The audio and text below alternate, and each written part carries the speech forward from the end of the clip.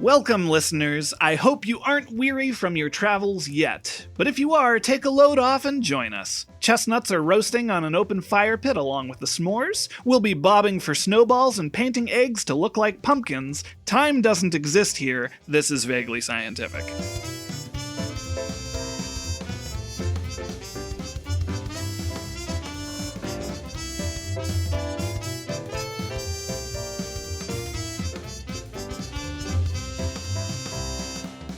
I am Derek, patent pending. Don't go stealing my name, I promise it's going to be patented real soon. Jim the Scientist and all silly variations thereof are trademarked properties of Vaguely Scientific. Hi, Jim. Don't use me in your fanfics. And I don't know if we're legally allowed to introduce our guest this week, so I'm taking a big risk by saying this. Welcome back, Ryan! Hello. And we'll probably be billed accordingly, I'm sure. Well, Vaguely Scientific is a show where we try to answer questions submitted by listeners, posed by friends of the show, and gathered by random happenstance in our daily lives. We can't always promise we'll get the answers right, but we can promise the sum of the squares of the two shorter sides of a right triangle equals the square of the longest side. Before we get to those questions, Jim has a fun science fact of the day for us. I do. I mean, you've already had one by talking about Pythagorean theorems and stuff, but Well, that's true. This one's about bones. A human hand has 27 bones, and that means that each of your hands has about 13% of all your bones. So 2 hands together is like a quarter of your bones. That's a lot of bones. That's a lot of bones. Yeah. That's impressive. No bones about it. And each of your ears has 3 bones, I think. They're the weest bones. They're the weest bones. Speaking of nope, that doesn't work. Well, it kind of does, but it's not a good segue. Since the science fact of the day is out of the way, I think we should move on to our first question this week. And weirdly enough, this episode is coming out in July, but we have some vaguely spooky questions, so consider this a teaser for the later October episode, I suppose. Question 1 this week comes to us from Saber. Are there tools besides broomsticks that witches can fly on? And if so, what might be the best one? Helicopter. Oh boy, Jim, I wrote up a whole tangent. I wrote up a whole tangent in my notes. And at the very end, I wrote, why not a helicopter?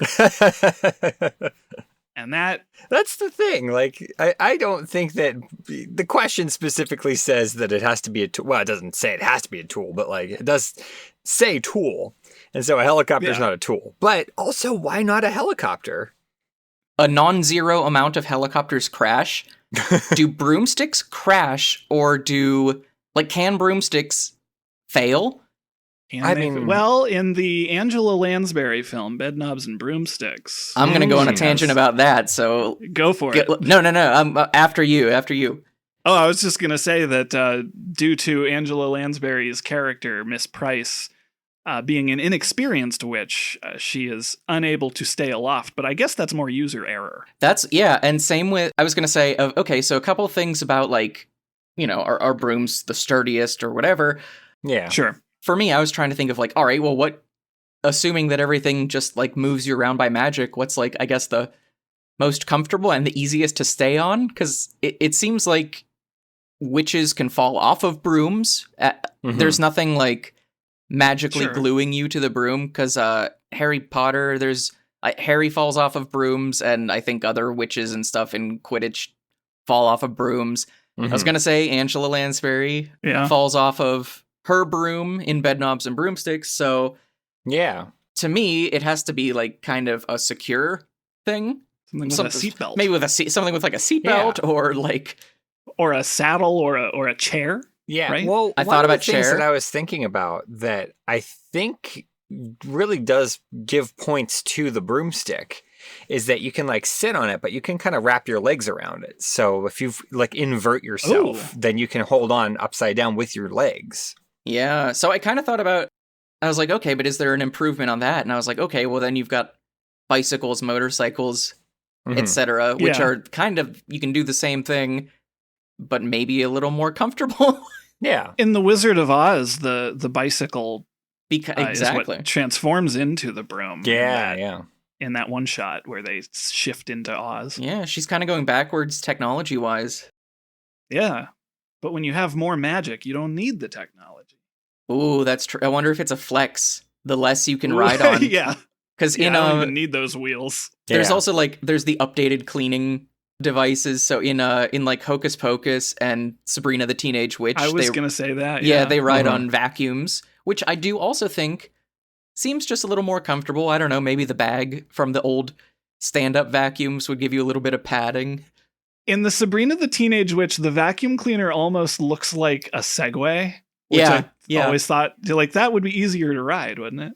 Yeah, it's got you're not putting so much, like your feet are supporting you there, and yeah, I thought that too. And then, so speaking of flexing, in Hocus Pocus 2, they update even further, and the witches ride on Roombas. I think all three of them do. Oh, that's fun. I don't know if all of them do or just one. I think all three of them do. So assuming that they could fall off, they're pretty good. They're like the surfers of the witching world or something. Yeah, that's like the skateboard or the rollerblading. Yeah. I was thinking, do they have little straps for their feet like a snowboard? No, I think they just have great balance, have hundreds of years of practice in balancing on things. That makes sense to me. But that would not be for me. That's too daredevil-y. No, I don't need to impress anyone. I just need to get from point A to point B on my commute. When I was younger, we had friends that would take us out on ATVs, and a couple of them had 3-wheelers. And I used to always want to ride on the 4-wheeler because it was less likely to fall over. Mm-hmm. So I feel that it's too daredevil-y for me. I wonder if you could get just like a roller coaster seat that has the shoulder harnesses. Oh, that'd be fun. Just a seat, an individual seat, and just hop in, pull down the shoulder harness, and then just go wild. Mm-hmm. I feel like you could attach that to really just about any kind of object then, in that case. You just kind of glue it onto your broomstick or glue it onto, your Roomba or whatever. I think that would make it a lot more fun, too, because then you could really do some loop-de-loops and not even worry. Yeah, that makes sense. I want to, if you'll indulge me, I have a decent amount of notes here that are somewhat relevant to the question, but really just the origin of the depiction of a Halloween witch on a broomstick. And I wanted to include it because I don't know what would Vaguely Scientific be without me just going off on a bunch of folkloric history. Well, no, and I counted on you doing this because I was reading about I forget what it's called, flying ointment or something, flying balm. Yeah, and I was like, you know what, Derek's going to talk about this. I don't have to look into it. I sure am. Okay. So yeah, I feel like I'll just breeze through a lot of this because it's a lot, and I guess I don't want to talk the whole episode at various points, so I'll just do all my talking right now. I don't know. I do want to say before I get into this that mostly throughout this section of the episode, and probably at the episode at large, I'm using the term witch to refer to the folkloric or pop culture Halloween witch. So while there will be likely some references to like pagan history and such, I wanted to clear that up right up front.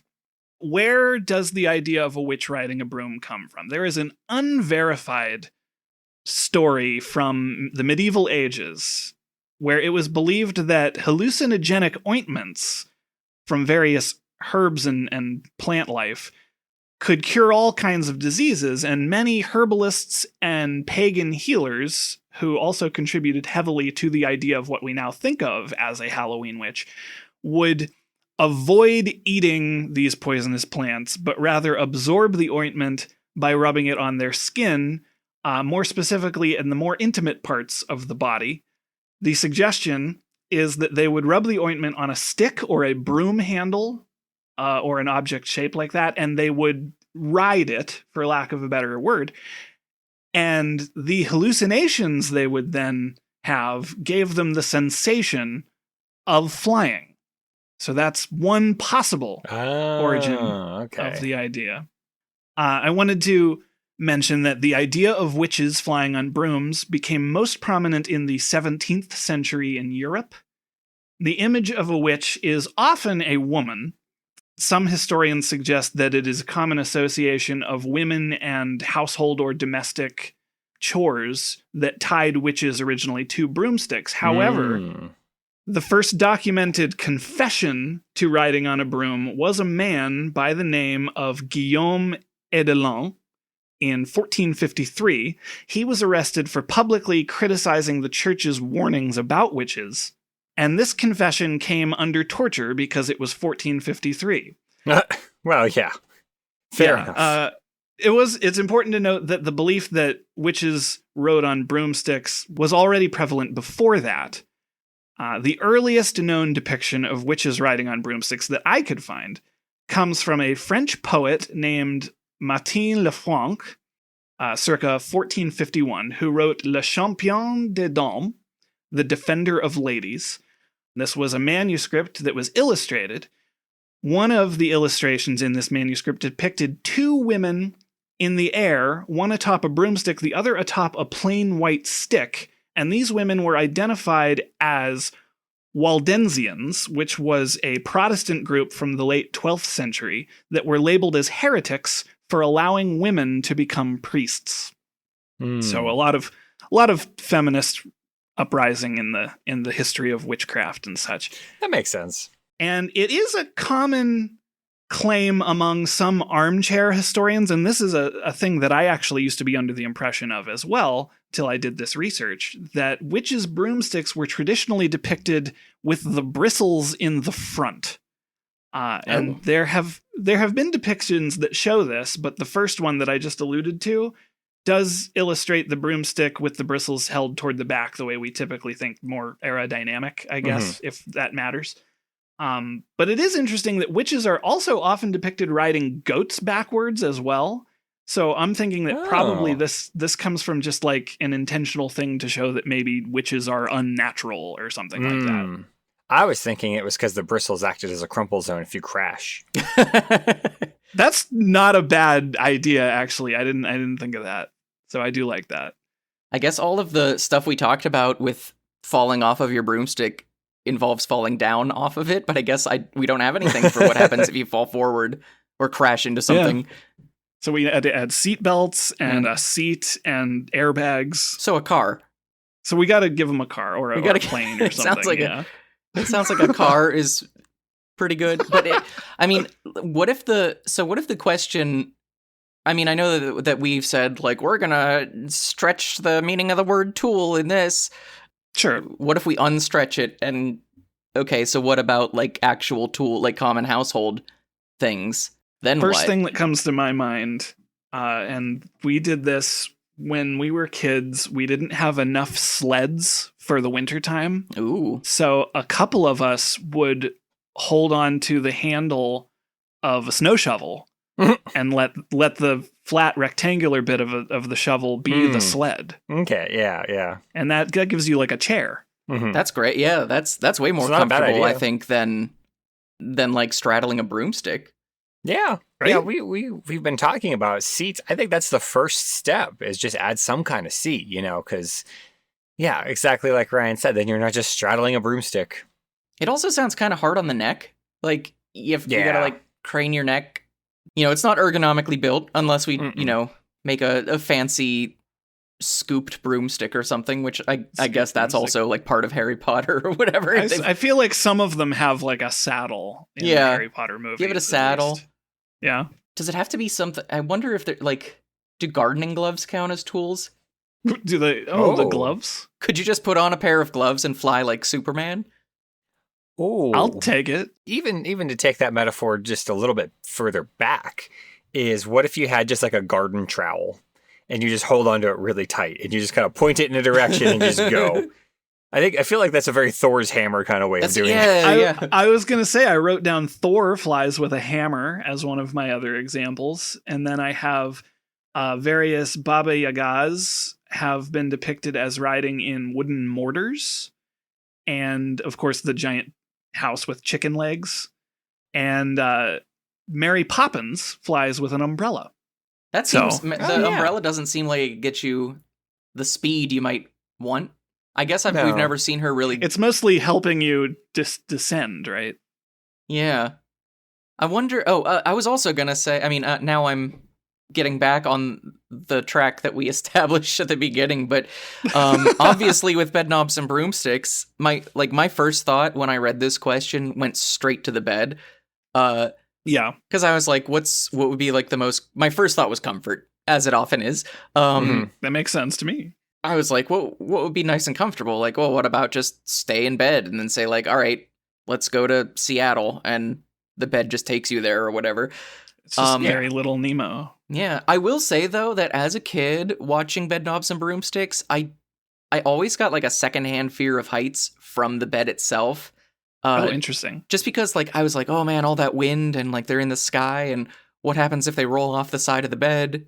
Because to me, like the open sides and the open top of the bed, without having something to like wrap your legs around or whatever. Like, I mean, I guess you could grab onto they had very ornate whatever the headboards. Well, you have to remember that these witches are magic, right? And so like the bed, specifically in Bed Knobs and Broomsticks, not only probably has some way of magically making you stay safely on it, it also has the ability to make you able to breathe underwater when you go to a cartoon bottom of the beautiful briny sea, right? Yeah, they're also very upfront about it.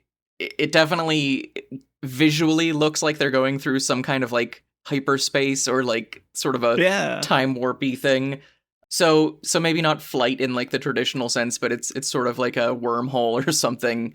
Yeah, it's like kind of teleportation, but then also kind of flying to a limited capacity. Yeah. Which I think that counts as riding on, which I guess we're specifically talking about flying. I now have to check the wording of the question. Yeah. Well, I mean, it does say they can fly on. Okay. Well, like a rocket ship can fly, and so like we could really stretch the definition of what flight is sometimes. Yeah. What about like a recumbent bike? You know those like recumbent bikes like you're basically like lounging. I mean, I probably offended the entire recumbent bike segment of your listeners. I don't mean lounge. You're lounging on it. Yeah, by saying you're lounging on it. It's just like you're reclined pretty far. Your legs are sort of like I think they're above your head a bit in like the front, and it looks so comfortable. Yeah. I'm sure it's still very hard work. I think it works out like a specific subset of your muscles or something. I think it's like built to be maybe not necessarily like hard work, but like work a specific area or something. So I just want to say to all you bikers, you're amazing. I love you. It wouldn't be a Ryan episode if we didn't inadvertently fire shots at some niche demographic. I wasn't trying. I was just being careless with my. That being said, I mean, is there anything easier than going up a steep incline on a recumbent bike? Come on. Yeah, that's gonna be so easy. Yeah, it's like babies can do that. Sorry, I'm not. No, they couldn't. Nice, yes, and I was thinking about I know it's not really a tool or a vehicle or anything like that, but I was thinking about a palanquin. I don't know what that word is. That's like one of those like really fancy. I think they're like litters, right? Where like but it's like a tent inside of the litter, so you don't get to like see the person in it. Oh, okay. That would just be nice. It'd be like an enhanced version of the bed, except you'd be covered up and you wouldn't have to worry about rain or people seeing you or things like that. Yeah. Oh, I love people not seeing me. That's top of my favorite things. Well, what about just like a blanket then? If you just got like a nice blanket, you wrapped yourself up and then just whooshed. Like a flying carpet from the Arabian Tales. I mean, also, yes, I was thinking just like wrap yourself up like a cocoon and just shoot off. But well, that kind of makes it kind of similar to a cape, and then we're back to the flying like Superman idea, which I'm in favor of. Also sounds great. Depending on, I guess, if we're going by like Bed Knobs and Broomsticks bed rules, then that would be fine because the cape will just get you there. But if we're going by like you have to drive this thing, then covering your eyes is probably a terrible idea. Yeah, it's a good point.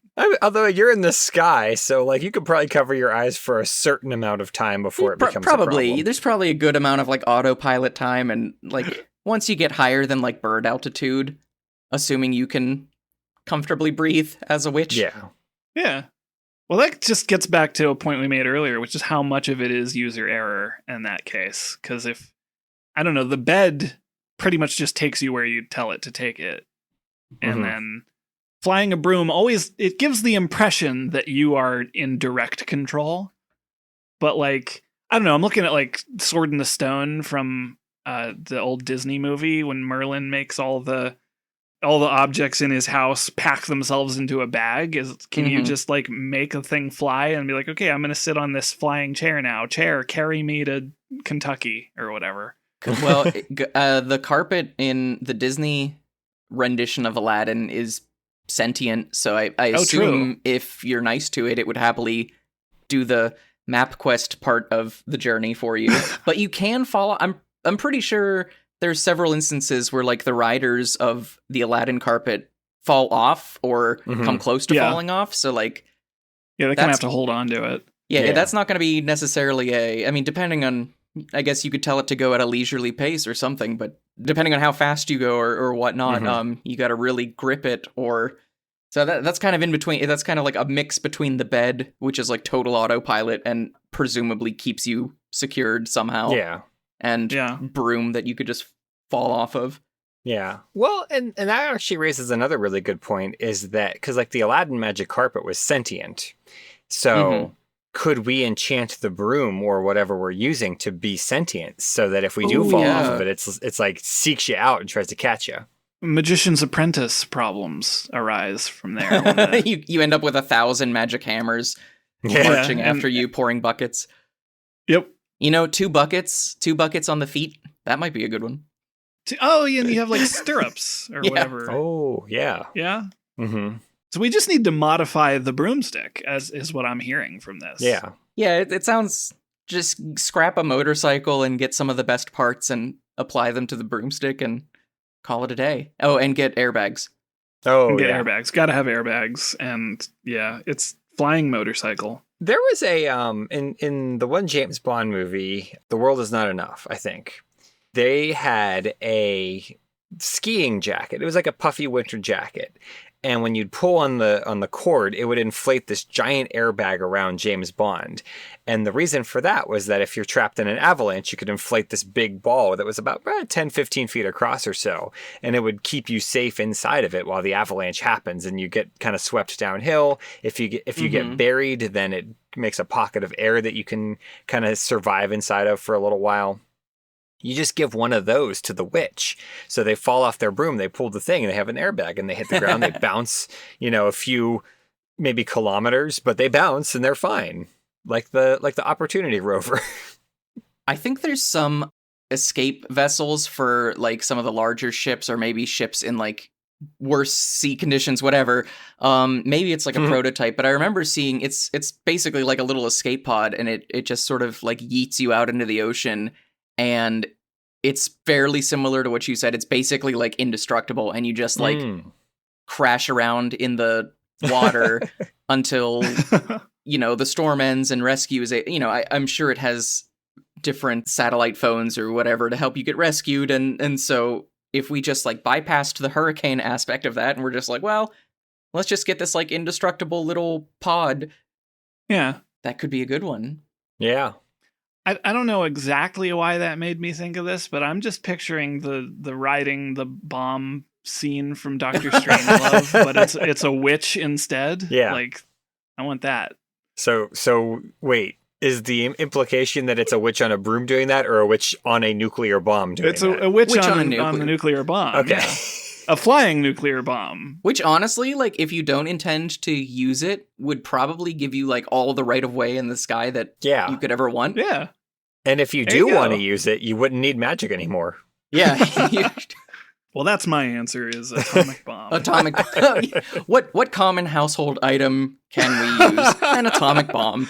Yeah. You guys don't have one of those just in your shed? Like legally, no. Oh, whoops.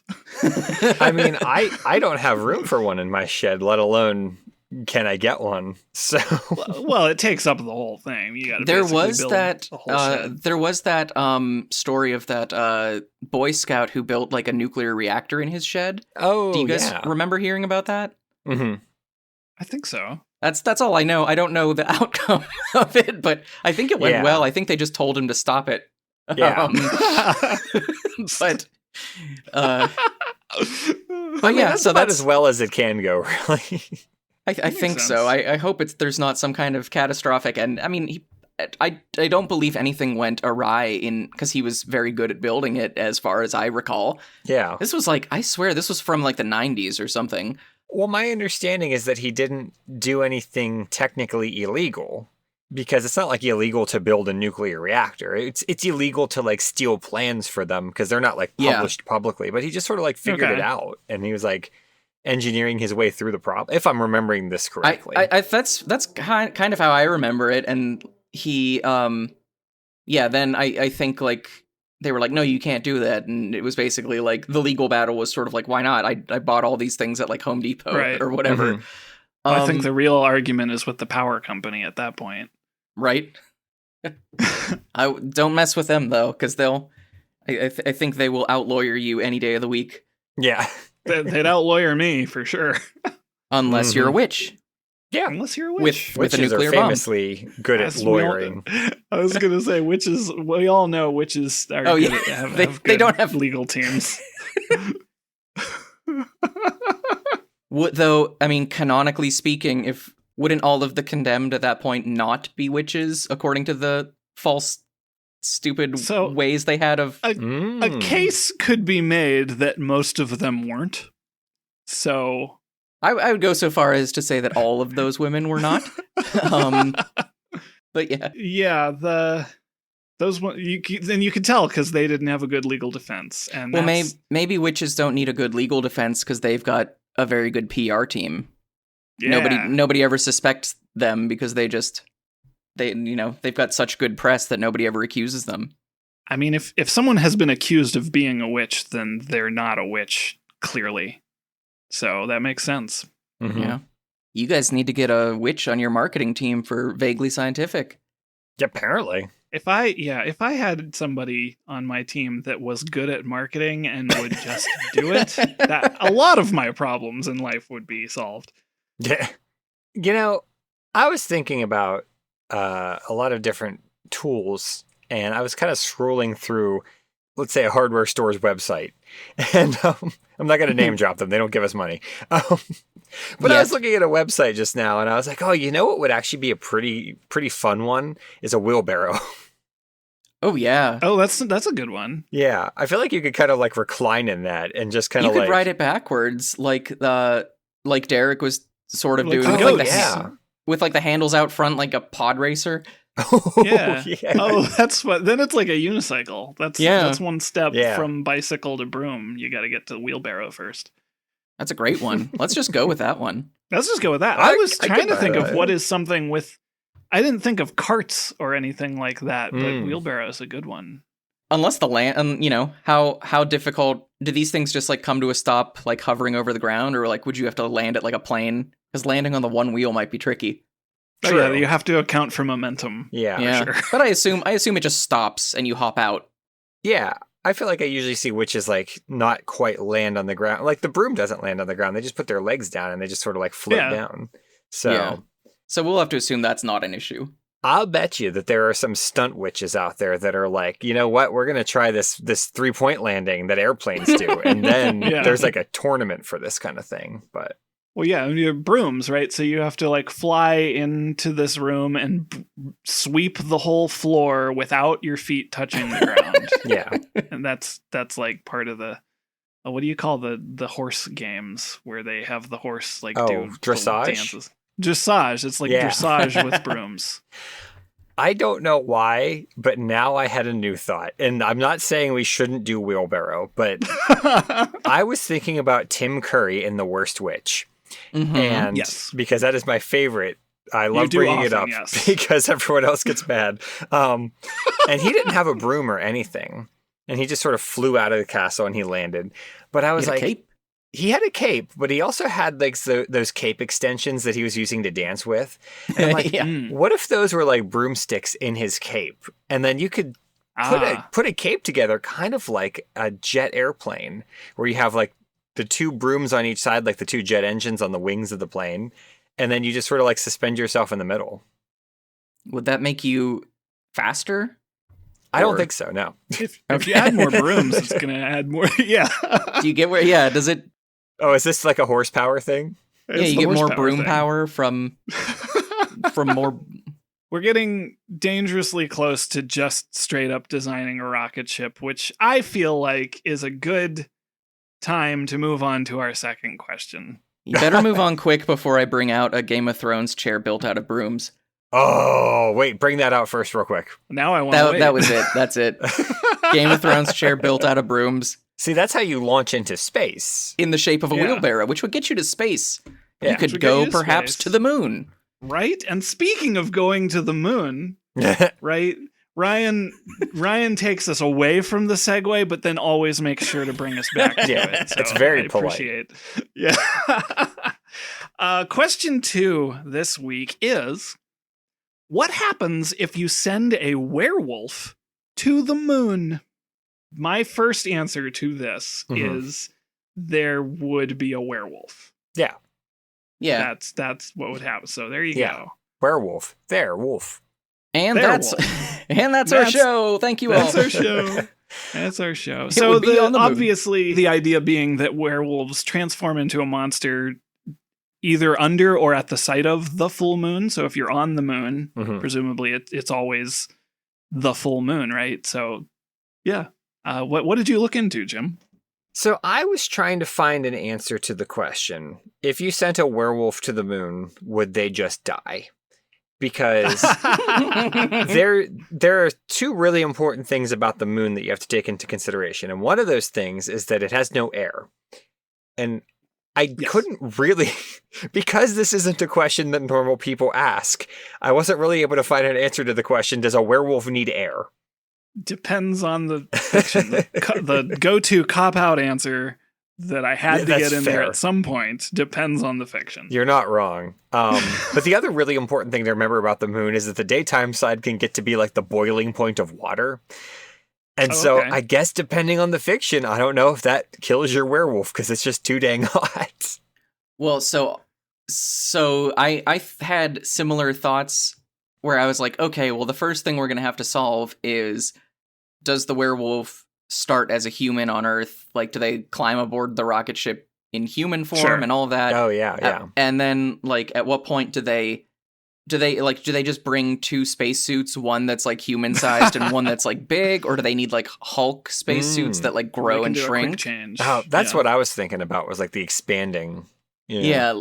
At some point, we have to assume that they've solved that. Like, we have to assume Sure. that we've solved the. Maybe they just wait to put the suit on until they're fully werewolf. Or Yeah. Yeah. But then I was thinking, like, okay, so what's their orbit like? Because they're gonna have to orbit a couple times before. I mean, Oh. unless they have, like Star Wars ships that can just go. You point it at the moon, you go straight, and you stop when you get there.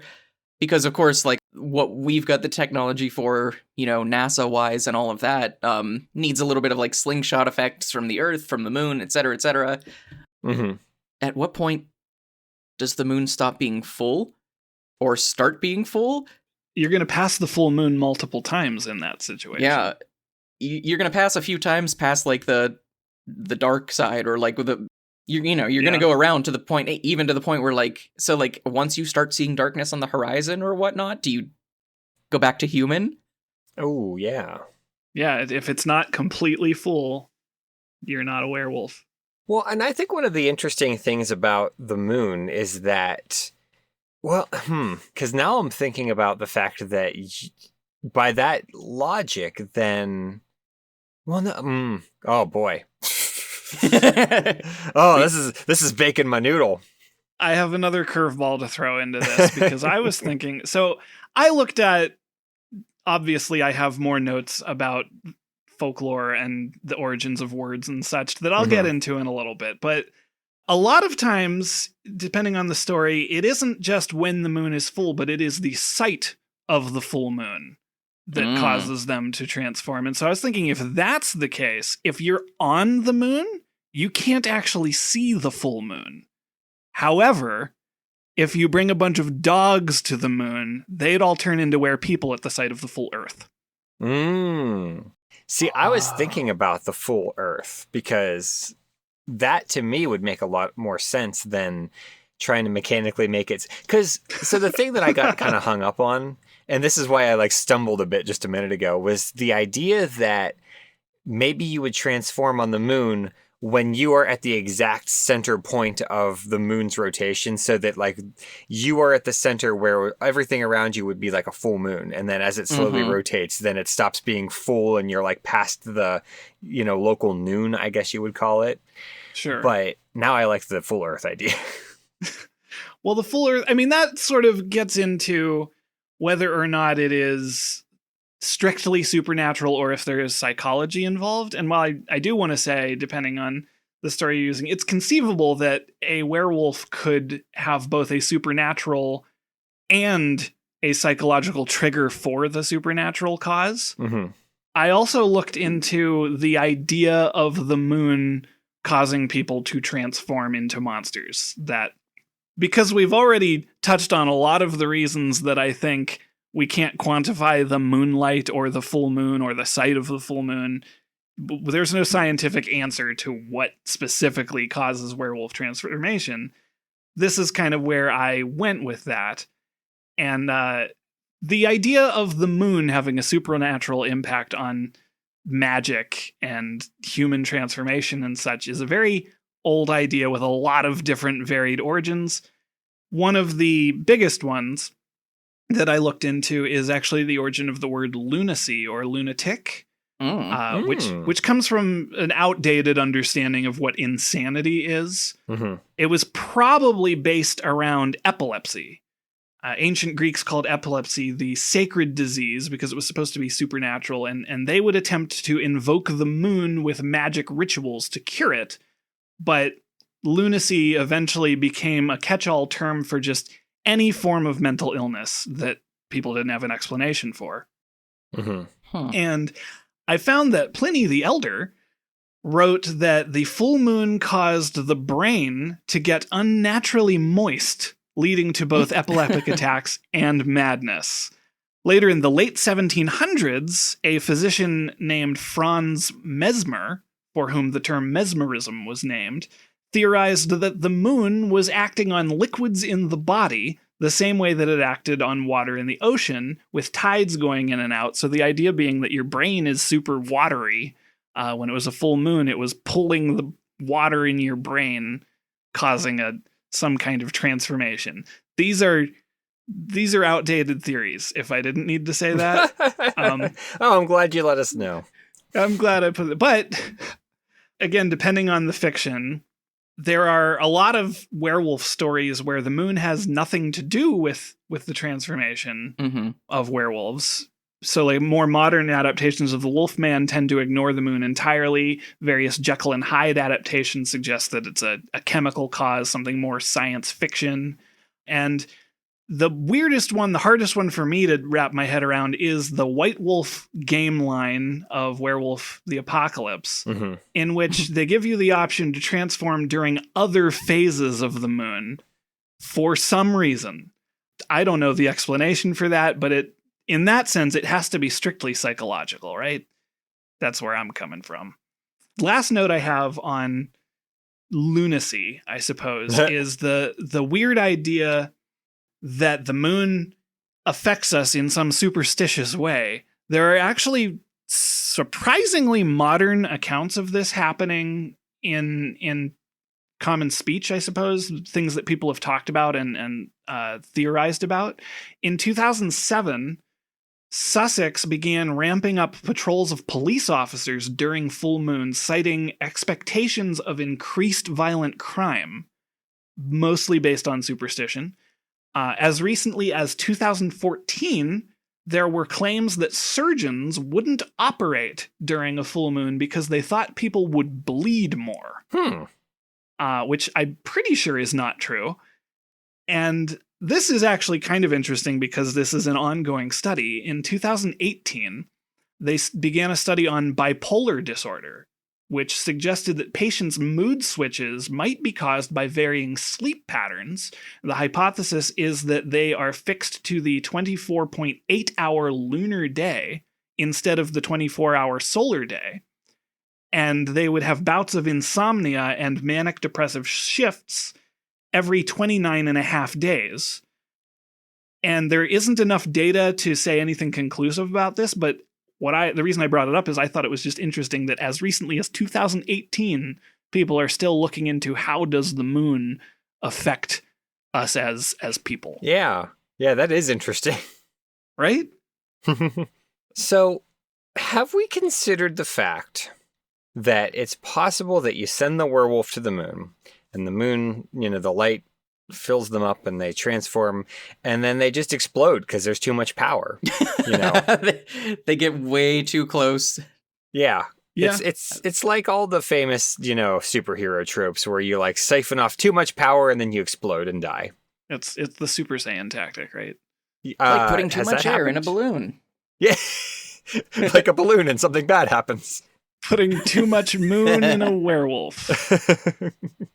Speaking of like the thing, if you think it's all mental, Mm-hmm. there's an episode of What We Do in the Shadows in the first season where like they have a gang fight between like the werewolves and the vampires, and the werewolf like champion, they're doing like a one-on-one fight, like pick your champion and we'll pick our champion, blah blah blah, and the werewolf shows up transformed, or the werewolf just transforms, and they're like, how are you going to transform, there's not even a moon tonight. And he transforms, and it's like, he's so good he can just think about a full moon and he transforms. So if that's the case, then they just need to be very good at astrophysics and all of the rest of the obstacles that prevent regular people from going to the moon. Yeah. That's what's causing all of our... That's why we can't be werewolves, is we're just not thinking about it hard enough. Yeah. It's a skill issue. But also, so I looked up a little bit. There's surprisingly little that I could find on, like, why the full moon? Mm-hmm. So it sounds like the full moon aspect of werewolf lore is really a 20th century thing.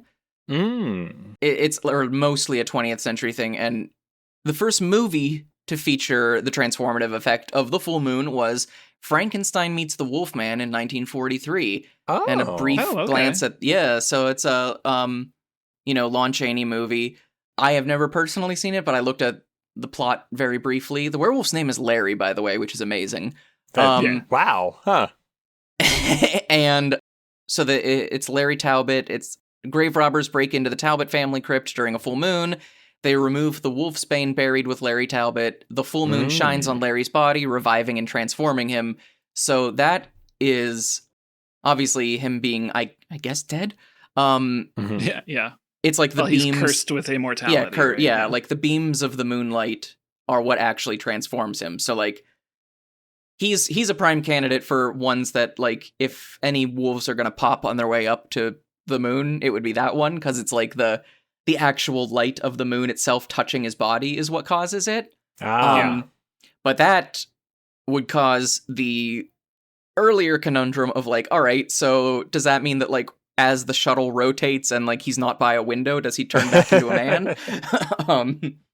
Well, it has to be something to do with the sunlight reflecting off of the moon. So the moon has to give it some kind of extra oomph. So like what? So then does it not need to be, if we're going by like, oh, you're getting so much more of it, maybe like we just can't get enough on Earth, and like a full moon is the only way to get like enough of an inkling to like make the transformation. But maybe by the time you get to space, there's so much, you get close enough and there's so much light, maybe it could be like the teeniest little crescent still gives you enough moonbeam power. Oh yeah, maybe. Mm-hmm. Maybe because it's been supercharged. Yeah. And I think it's all dependent on the lore that you're going with, because sometimes there are werewolves that are locked in a basement and chained up to the wall, and they still transform on the full moon. So it's sort of one of those things where it's like, is it a werewolf that does this, or is it a werewolf that needs to have exposure to that light, or like even if it's a cloudy night, What makes them transform out then? I wonder, because like I have to assume that the Frankenstein Meets the Wolfman movie, I have to assume that he's not spending his entire time in direct contact with moonlight. Well, Larry Talbot is an interesting case in the because Universal horror films were doing the expanded cinematic universe before it was cool, way before. Mm-hmm. right? And Larry Talbot was actually kind of a little bit of a superhero in that, because he's usually a good guy, but he has this uncontrollable aspect of himself, and obviously he's cursed, and so he goes through every movie that he appears in saying, "Oh, I lead a miserable existence, and I want to just eventually die, but I can't because every full moon I turn into this monster." But like a lot of times it's depicting with, and this goes into back to the Epic of Gilgamesh, and then through the Incredible Hulk, and through Jekyll and Hyde, and all sorts of different werewolf fiction, where the real core point of a werewolf is the duality and the primal nature of what is underneath the civilized human. And so a lot of times it's you hit your breaking point and then you go on a rampage, and the rampage doesn't end until you have satisfied whatever urge you had, which is why it's often depicted of they've gone and murdered a bunch of townsfolk and sheep, and then it cuts to morning and they wake up surrounded in blood and body parts. What if we found a werewolf whose greatest desire was to go to the moon? Then they would, then they wouldn't turn back till they got there. And that sounds like a children's book to me. Yeah. There is,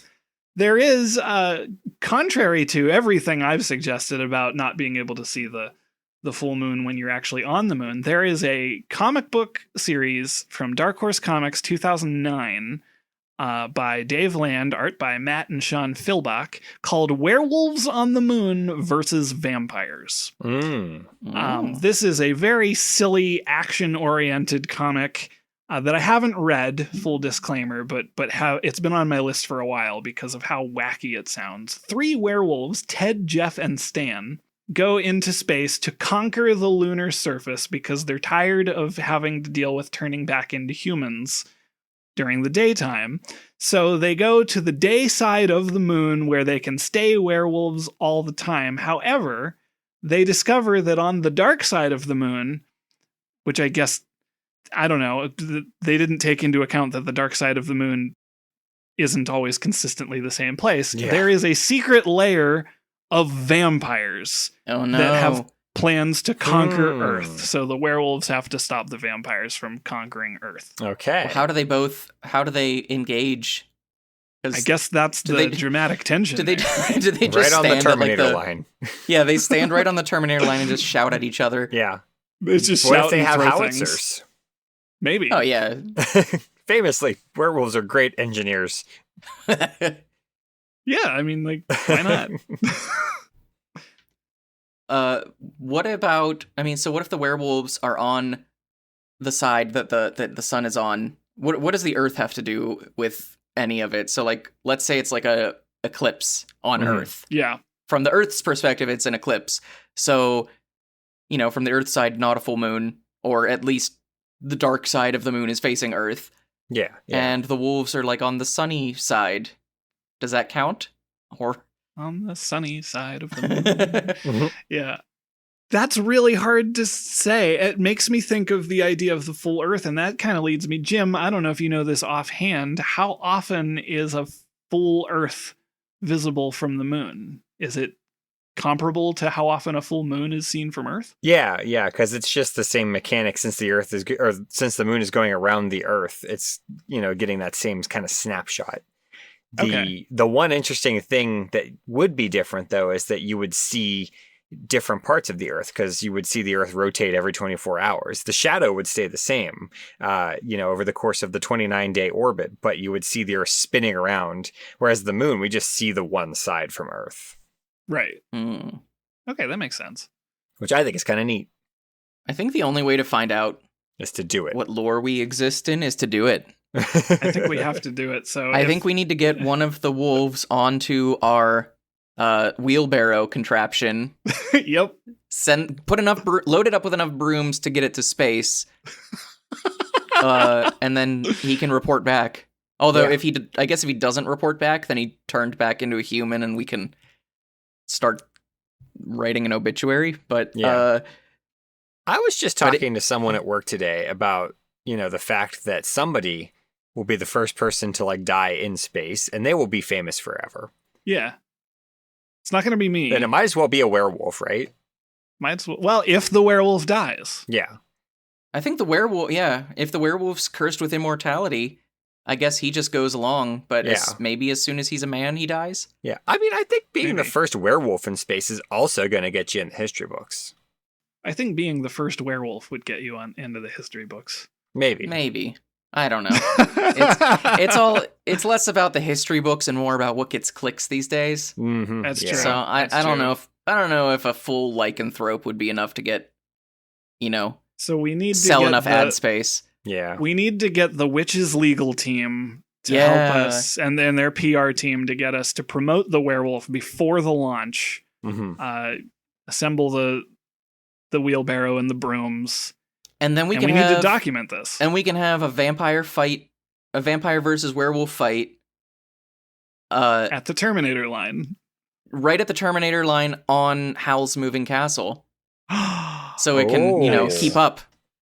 Keep bringing more IPs that are reminding me of my childhood into this. I just, as the moon rotates and as the et cetera, we'll have Howl's Moving Castle keep the, ring, the combat ring right there in the middle. Yeah. So they can use their howitzers at each other from point blank range. Yeah. Which we all know they have, and they can't lie about it. Yeah. Exactly. And the winner will hop back on their nuclear bomb and go back to Earth. Yeah. Okay. All right, listeners, let us know if you're a werewolf and would like to go on this daring adventure off to the moon for science. Let us know. If you have thoughts on that or anything else that we talked about, you can email us at feedback@vaguelyscientific.com, or you can comment on our blog, you can like us on Facebook, or you can follow us on our YouTube feed that comes out concurrently with the release of these episodes. Hey, Jim, where do we get these and other wacky questions? We get them from you, the listeners, and if you have a question that needs to be answered in a vaguely scientific manner, please email us at questions@vaguelyscientific.com. If you want to get our episodes the minute that they're released, you can subscribe to our podcast on Apple Podcasts, Spotify, YouTube, and all the other great places that cool podcasts like to hang out, and subscribing and leaving feedback really helps us out, and so does telling your friends. Especially if your friends are werewolves. See the earlier thing for why. They'll have something to listen to on the way to the moon. Yeah. Mm-hmm. Our vaguely musical intro is composed by Anthony Pizzelli, and if you would like to support the show, there are two very cool ways you can do that. First off, you could go to our website and click on the Buy Us a Coffee button and just buy us a coffee. Or you could go to our merch store over at vaguelyscientific.threadless.com. In case you have missed it, there were some pretty cool new designs that came out around the release of episode 200, so check those out because they're really, really neat. And there will undoubtedly be more eventually. Mm-hmm. And thank you very much to Ryan for coming back and being our guest this week. Indeed. Yeah, happy Halloween in July to everyone except recumbent bikers. Just twist that knife. Wow. Who hurt you? Who hurt you, Ryan? A werewolf. A werewolf on a recumbent bike. For Vaguely Scientific, I am Derek. I'm Jim. I'm Ryan. And we'll be back in 2 weeks, assuming 2 weeks is still a measurable concept by the time this episode comes out. Indeed. Toodaloo, everyone. Woo! Time is an illusion. Lunchtime doubly so. Yeah.